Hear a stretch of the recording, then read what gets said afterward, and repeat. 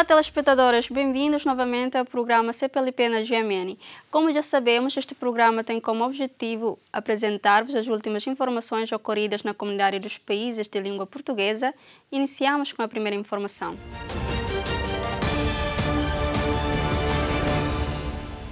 O presidente timorense Francisco Guterres Luola promulgou um conjunto de alterações à Lei de Atividades Petrolíferas devolvidas pelo Parlamento depois de um primeiro veto às mudanças.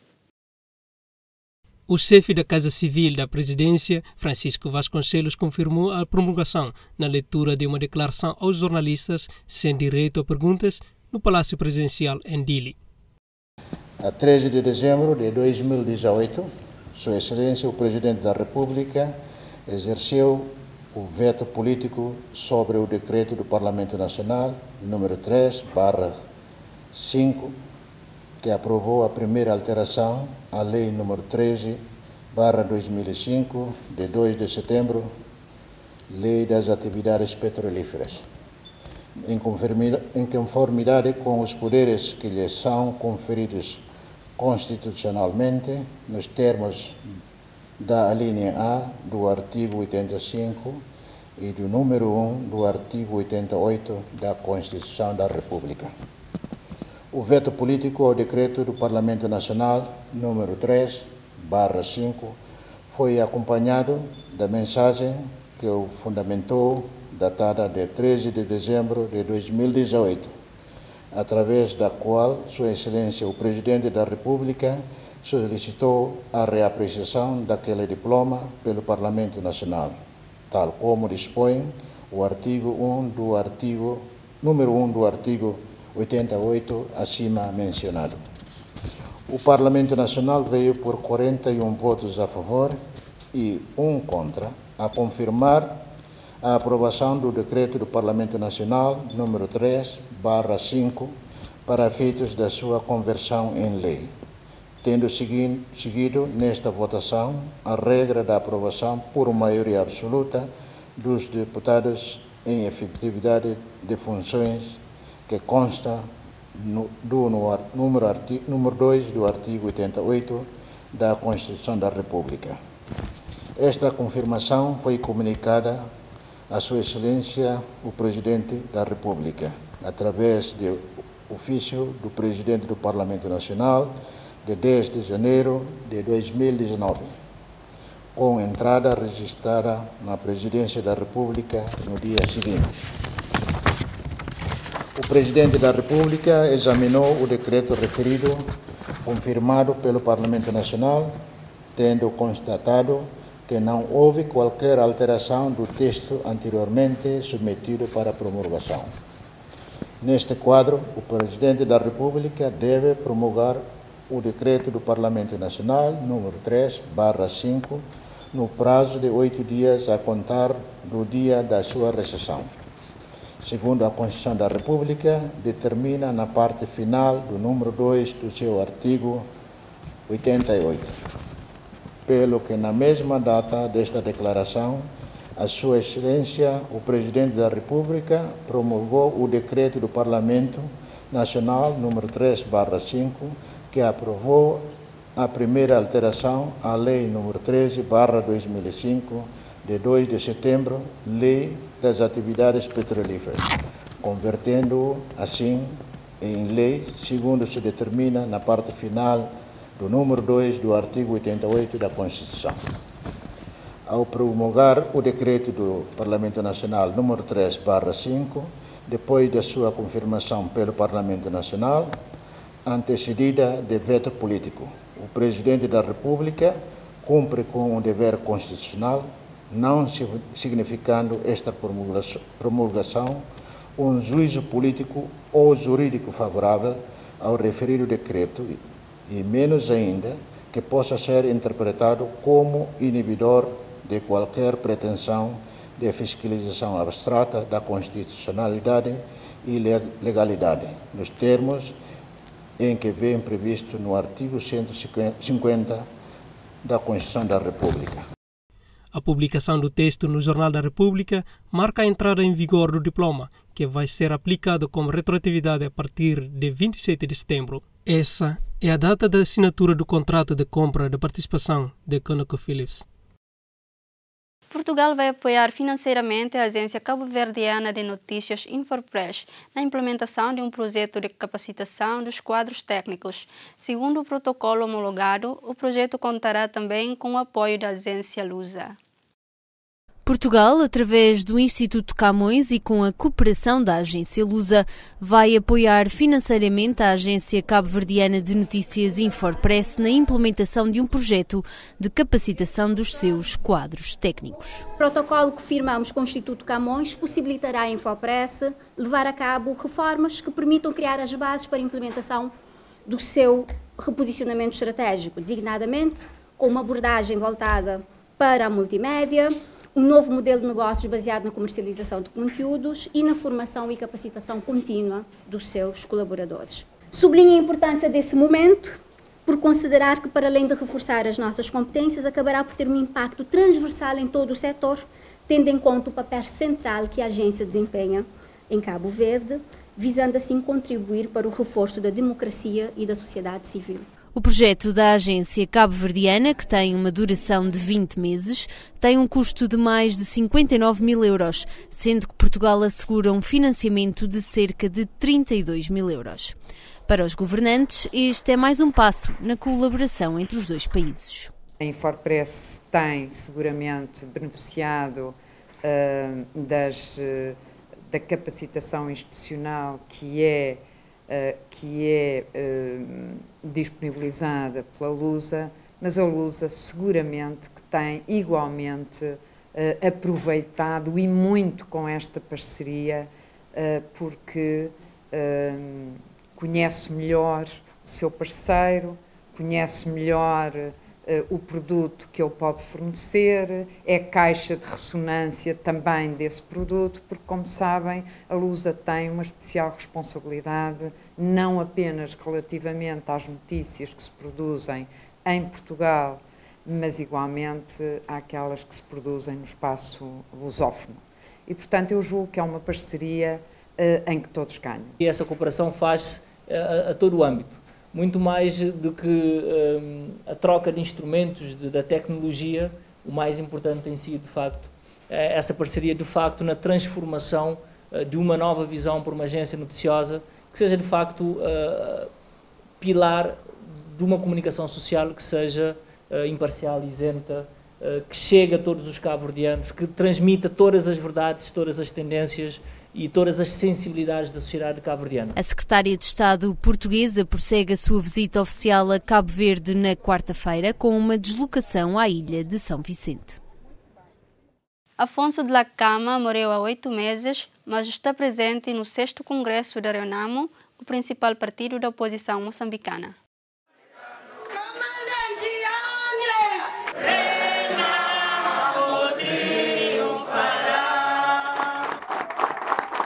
Só quem tem fôlego é que ainda consegue cantar ao chegar a este congresso, isolado no meio da Serra da Gorongosa. Aqui nem há redes de telecomunicações. As delegações acampam em redor da tenda principal do congresso que decorre durante 3 dias. É um congresso singular, porque realiza-se no meio de muitas adversidades, sendo uma das quais a ausência física do pai da democracia em Moçambique, do nosso líder, o ícone político que alcançou os patamares das grandes figuras históricas do mundo, como Nelson Mandela, Mahatma Gandhi, Martin Luther King e outros. Afonso de Acama morreu em maio de 2018, mas continua presente em todo o lado. O partido tem 3 dias para escolher quem vai ser o novo líder. Depois do Congresso, o partido deverá sair mais unido e forte para os desafios do presente e do futuro. As negociações de paz no país e as eleições gerais de 15 de outubro são os principais desafios para o principal partido da oposição.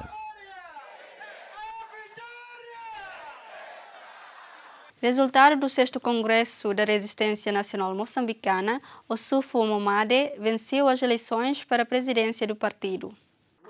Em maio de 2018, Ossuf Momad foi anunciado como líder interino da Renamo 2 dias após a morte de Afonso de Acama. 8 meses depois, candidata-se à presidência do partido e é eleito com maioria absoluta. Logo na abertura do congresso que o escolheu, apontou a vitória nas eleições deste ano em Moçambique como objetivo.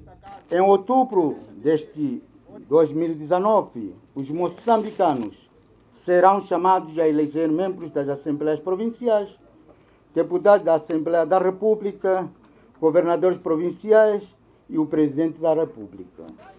Nestes termos, depois do bom desempenho do partido nas eleições autárquicas de 10 de outubro de 2018, exorta-se a todos os membros para que, a todos os níveis, se empenhem na preparação da vitória da Renamo nos próximos pleitos eleitorais. Além das eleições gerais de 15 de outubro, as negociações de paz são outro dos desafios e, por isso, o presidente eleito quer a Renamo coesa. Depois do Congresso, o partido deverá sair mais unido e forte para os desafios do presente e do futuro. Ossuf Momad toma posse como presidente do principal partido da oposição em Moçambique, 13 dias antes de completar 59 anos. Presidentes do Brasil e da Argentina disseram que se opunham ao governo da Venezuela. O anúncio foi divulgado durante o primeiro encontro entre os dois chefes de Estado na semana passada.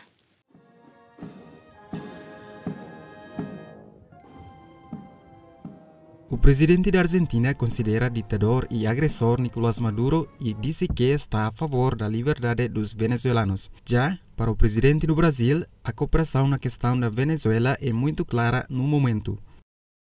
Estamos comprovando, nas reuniões de hoje, nossa convergência de posições e nossa identidade de valores. Essa identidade que atuemos conjuntamente na defesa da liberdade e da democracia na nossa região. Nossa cooperação na questão da Venezuela é o exemplo mais claro no momento, sem qualquer viés ideológico. Bolsonaro também comentou a sua visão do bloco comercial sul-americano, conhecido como Mercosul.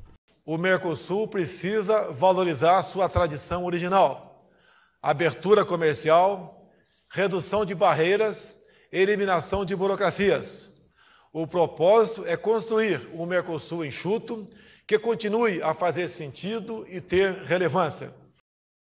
Segundo a Reuters, Bolsonaro adotou uma posição mais rígida sobre a Venezuela desde que assumiu o cargo no início de janeiro. O alinhamento é também mais próximo com os Estados Unidos do que os governos brasileiros anteriores. A Human Rights Watch, com sede em Nova York, divulgou um relatório sobre o Brasil, alertando para o aumento de homicídios que terão sido cometidos pelos polícias. Alerta ainda para a aplicação da imunidade generalizada na maior economia da América Latina. Segundo a Human Rights Watch, de janeiro a novembro de 2018, mais de 5.100 pessoas foram mortas pela polícia no Brasil. Alguns homicídios estão ligados a operações de segurança e outros a execuções extrajudiciais. De acordo com relatos, o país também sofreu um recorde de 64.000 assassinatos em 2017, o maior do mundo. Cerca de 45.000 desses homicídios utilizaram armas de fogo. A Human Rights Watch apresenta este relatório no momento em que o novo presidente do Brasil, Jair Bolsonaro, afirma que a segurança está cada vez mais difícil de controlar. Para lhes garantir esse legítimo direito à defesa, eu, como presidente, vou usar essa arma. No início desta semana, Bolsonaro assinou um decreto temporário facilitando os brasileiros a comprar armas. O chefe de Estado brasileiro argumentou que isso permitiria que os cidadãos se defendessem melhor. A inclusão vai passar a ser a dimensão-chave na avaliação do que é ou não uma escola com qualidade em Portugal. O secretário de Estado de Educação fez esta afirmação no arranque do 3º ciclo de avaliação externa das escolas. O processo deve arrancar em maio e continuará sob a alçada da Inspeção Geral de Educação e Ciência. apresentámos e estamos a desenhar e foi trabalhado ao longo dos últimos 2 anos é a preparação do 3º ciclo de avaliação externa das escolas, que introduzirá novas dimensões, novos parâmetros de avaliação, apostados em ter um olhar sobre a escola muito mais abrangente, sobre todas as atividades da escola, que introduz a inclusão como uma dimensão-chave para a avaliação do que é uma escola de qualidade, ou seja, aquilo que estamos a dizer é que uma escola não é boa apenas por um resultado, às vezes que nem é conseguido na escola, é conseguido num centro de explicações do outro lado da rua, mas sim por aquele trabalho que faz no progresso de cada aluno, na mobilidade social de cada aluno, e no trabalho que faz, sobretudo com os alunos que à partida têm mais dificuldades. Portanto, esta é a dimensão maior, é uma análise qualitativa, uma análise que tem em conta todo o trabalho que uma escola faz nos seus diferentes projetos, nas suas diferentes iniciativas, e sobretudo que não se centra apenas nos resultados, mas muito nos processos, na dimensão comunitária e na dimensão inclusiva. À semelhança dos anteriores, está previsto que a avaliação das escolas aconteça de forma gradual, mediante a disponibilidade de recursos. De acordo com a tutela, o processo está em curso há 2 anos, havendo já algumas dezenas de escolas em processo de certificação, mas ainda sem o selo atribuído. O presidente do Banco Comercial Português disse que tem vontade de este ano começar a devolver aos trabalhadores o dinheiro retido em cortes salariais, mas o dirigente garante que a medida terá de ser ponderada para não pôr em causa a solidez do banco. Miguel Maia disse, à margem da assinatura de um protocolo no Ministério da Economia, que os trabalhadores do BCP irão receber as cortes salariais retidos entre 2014 e 2017. Ninguém tem mais vontade não é um tema de devolução, é um tema de uma compensação pelos valores retidos. Os trabalhadores do banco tiveram um papel muitíssimo importante naquilo que foi o processo de recuperação do BCP, portanto, seguramente ninguém tem maior vontade de o fazer do que os membros da Comissão Executiva do banco, que gostariam de reconhecer esse esforço por parte que foi efetuado e que foi bem sucedido por parte das pessoas. Portanto, estamos a trabalhar para que isso seja possível, devemos fazê-lo de uma forma equilibrada e tendo em consideração que não podemos em nenhum momento fragilizar o banco. Portanto, o que estamos a fazer é uma prioridade e é nossa intenção fazê-lo tão breve quanto possível. Acredito que estamos determinados em encontrar forma equilibrada de o fazer. Estas coisas não se falam de percentagens, de o que é que estamos a pensar fazer, estas coisas fazem-se. Portanto, nós já comunicámos que temos essa intenção e agora a próxima vez que falarmos sobre isso é dizer quando é e quanto é. O Presidente da República de Portugal apelou na sessão solene de abertura do ano judicial a uma cultura cívica de exigência quanto à justiça. Pediu, contudo, que se rejeitassem pré-julgamentos, partidarização do setor ou uma pessoalização que leve a endeusar ou diabolizar os seus agentes. O ano judicial de 2019 começou ao som da Portuguesa. Na sessão que foi também a estreia de Lucília Gago enquanto Procuradora-Geral da República, o estado da justiça do país e o combate à corrupção foram os temas mais referidos. E o chefe de Estado não poupou recados. Em frente ao Primeiro-Ministro, ao Presidente da Assembleia da República e aos mais altos cargos da Justiça Nacional, Marcelo Rebelo de Sousa apelou à isenção da Justiça, que deve permanecer à margem dos partidos e preconceitos. De todos nós depende respeitarmos e darmos peso social à missão dos tribunais, tanto quanto usamos fazê-lo com outros órgãos de soberania. De todos nós depende exigirmos justiça igual, sem privilegiados nem desfavorecidos, solidamente fundamentada e célere, que justiça extemporânea é justiça pouco justa. Mas se para o Presidente da República é urgente manter a integridade da Justiça, para a Ministra que tutela a área há problemas internos que devem ser resolvidos. Durante a sessão que decorria no Supremo Tribunal de Justiça, em Lisboa, cerca de 3.000 oficiais da Justiça manifestaram-se no Terreiro do Paço. As reivindicações não caíram em saco roto e o executivo de António Costa deixa a promessa de lhes dar a devida atenção. Então, se a Justiça apresentaram na sequência de uma reunião que nós tivemos em dezembro um documento com linhas gerais daquilo que pretendiam.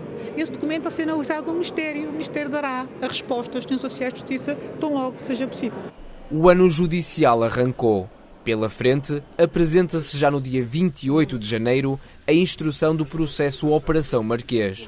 Um processo que vai ser encarado como um teste ao sistema judicial de Portugal. A vereadora do CDS-PP da Câmara de Lisboa, Assunção Cristas, reiterou que vai insistir para que os comerciantes junto do metro de Arroios fiquem isentos de taxas de publicidade enquanto durarem as obras no local.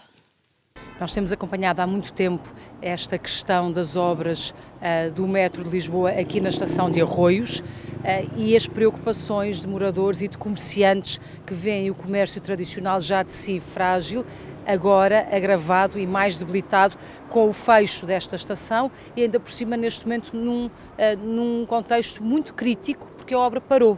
A obra foi prometida que duraria 18 meses, os 18 meses já lá vão e a verdade é que neste momento a obra está parada, não se sabe quando é que vai recomeçar, há uma questão do contrato de empreitada e as pessoas estão a ser prejudicadas todos os dias. Muitas lojas já fecharam, outras estão prestes a fechar.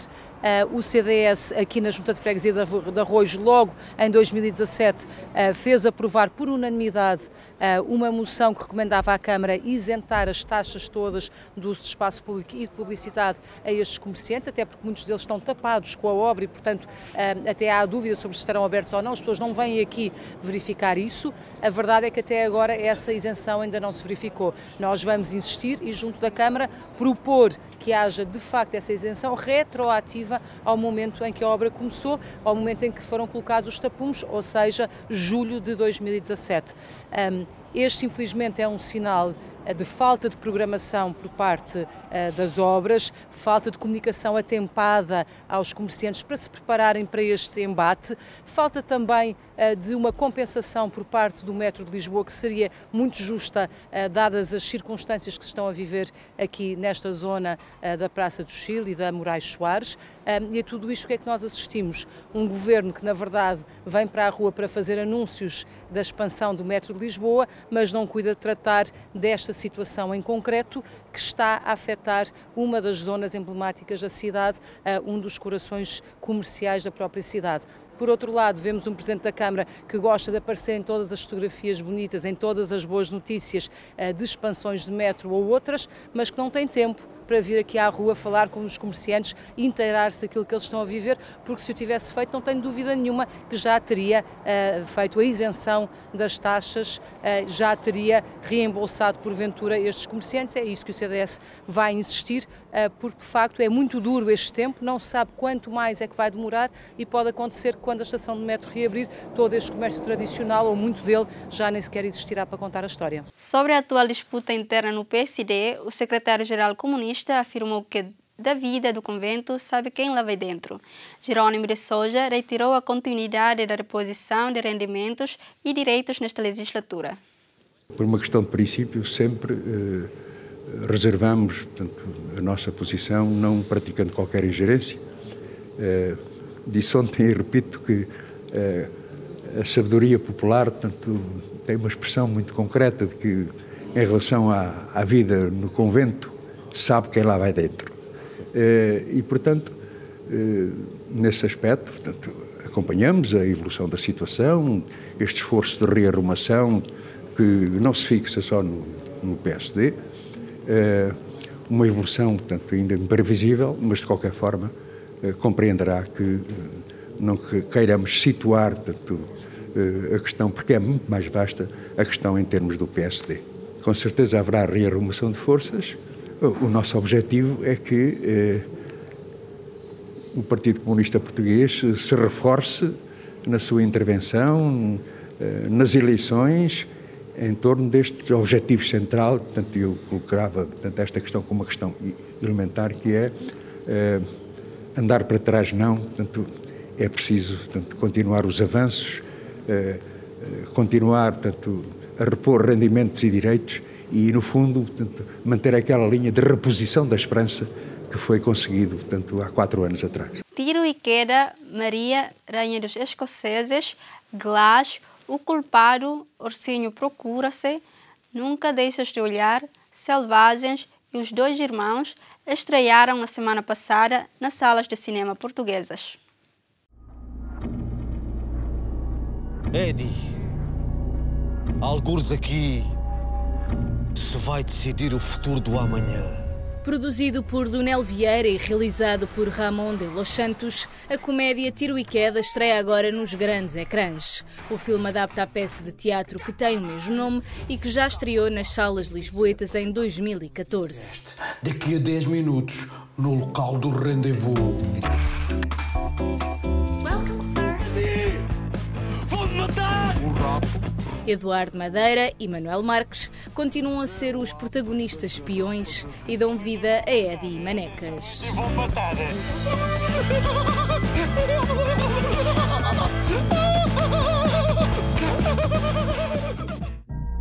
My name is Dr. Ellie Staple, and I'm a psychiatrist. My work concerns a particular type of delusion of grandeur. Glass é a terceira e última parte da trilogia East Rail 177. A história gira em torno de 3 homens com personalidades únicas e que vão ser alvo de estudo de uma psiquiatra. Mas o resultado final traduz-se numa perigosa realidade. The three of you've convinced yourselves you have extraordinary gifts like something out of a comic book. David Dunn, the only person to survive that train wreck all those years ago. You think you have superpowers. This is not a cartoon. This is the real world. No way. And yet, some of us still don't die with bullets. Some of us can still bend steel. A lot of people are going to die. Don't do this. Are you ready?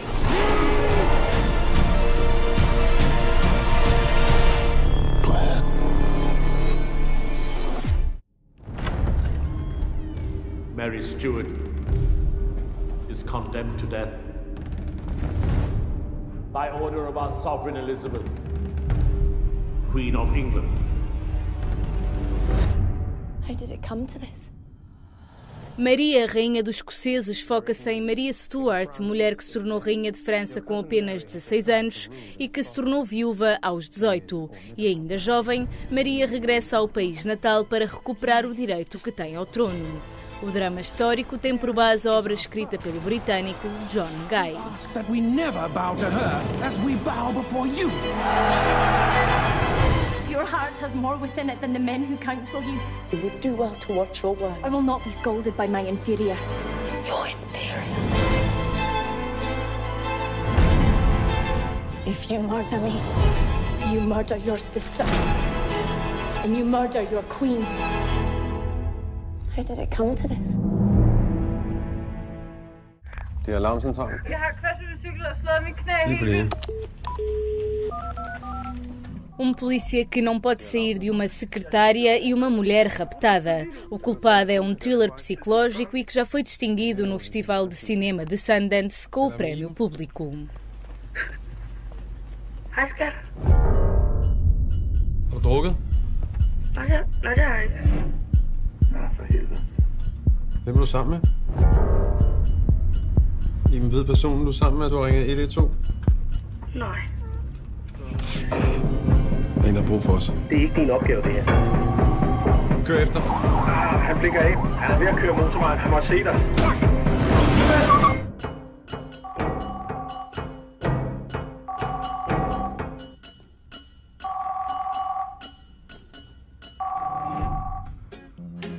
C'est quoi ça? Perdu, doudou, récompense. À mon avis, il n'y a que dalle. Si le mec s'est fait chier à venir jusque-là, on va lui prendre un paquet dosé. Já o cinema francês traz às salas a comédia Ursinho Procura-se. Michel perde o pequeno moço da filha, mas está disposto a ir até à lua para recuperar este objeto tão especial. Ça passe, hein? C'est quoi ces conneries? Je peux peut-être vous aider à le retrouver. Sofiane. Michel. Vous y tenez à ce doudou, hein? Tu sais ce que c'est qu'un doudou? C'est une peluche qui sent mauvais. Non, c'est un objet transitionnel qui permet à un enfant en situation de stress affectif de se sentir en sécurité. On est sur Wikipédia. Ma fille ne peut pas s'endormir sans son doudou. Un ours en peluche, marron. Je l'ai donné à ma fille. Non mais ça va pas là. Elle est longue cette journée. Lui, c'est notre guide. Je veux juste récupérer le doudou de ma fille. Moi, j'aimerais vivre en colocation avec Jésus-Christ. C'est pas possible, on a tous nos rêves. Combien? Sieh nicht weg. Nie wegsehen, Kurt. Alles, was wahr ist schön. Nunca Deixes de Olhar retrata a vida de Kurt Barnett, um artista em ascensão perturbado pelas memórias de infância e que consegue escapar da Alemanha nazi. É então que se foca no desenvolvimento da sua arte, algo que o vai permitir deixar de vez o passado. Du erinnerst mich an jemanden. Würdest du mich gerne malen? Es ist viel zu leicht, dich zu leben. Die Leute wollen was Neues. Eine Idee. O filme esteve nomeado para o Globo de Ouro de melhor filme estrangeiro. Verabschiedet sich vom biografischen Ansatz in der Kunst und schafft so zum ersten Mal in der Kunstgeschichte ein Werk ohne Autor.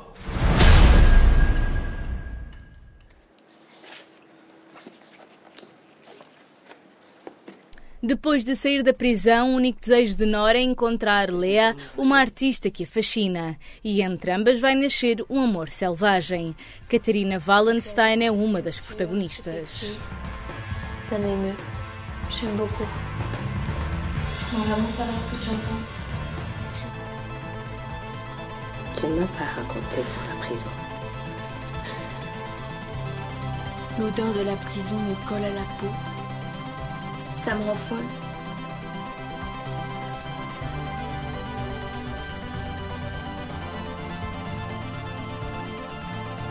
Léo, c'est dégueulasse. Salope!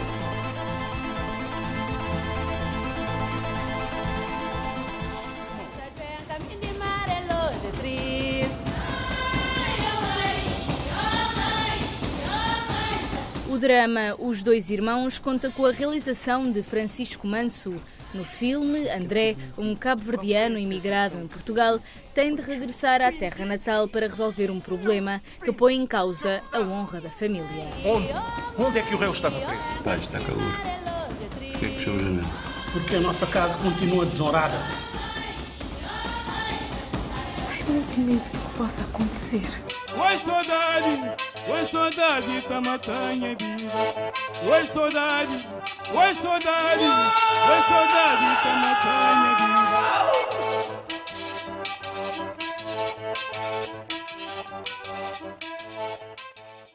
Foram as informações dadas nesta edição. Não se esqueçam de acompanhar o programa CPLP na GMN às segundas e quintas, às 5 horas da tarde e com repetição às terças e sextas, à mesma hora. Até a próxima!